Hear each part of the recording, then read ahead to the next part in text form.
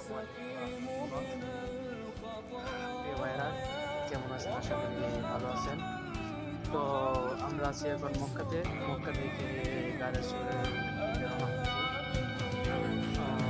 মক্কা থেকে অবশ্য এতটা দূরে নয়, গাড়ি কাছাকাছি, তবে হেঁটে যাওয়া সম্ভব না আর কি।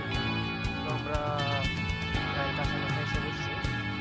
তো এখন আছি নিচে, গাড়ি চড়ে উপরে ওঠার জন্য অর্ধেক নিচে।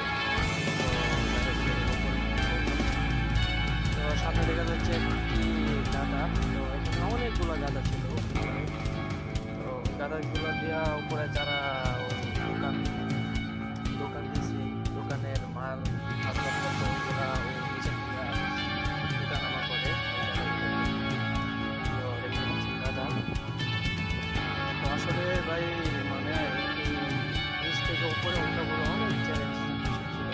তো আল্লাহ আমরা উপরে প্রায় অর্ধেক চলে আসছি, আর অর্ধেক বাকি আছে।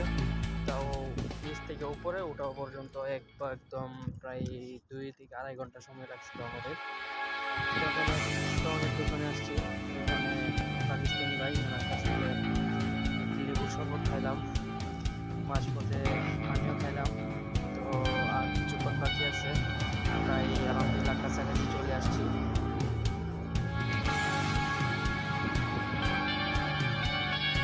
আলহামদুলিল্লাহ, তো আমরা একদমই উপরে চলে আসছি এখন, একবারে গভীর চূড়ার মধ্যে, একদম উপরে।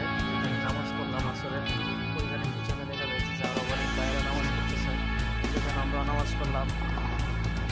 অনেক উঁচু পাহাড়, মানে কি বলবো, বলার মতো নাই। অনেক কষ্ট হয়েছিল, তাও আলহামদুলিল্লাহ উঠে পড়ছিলাম।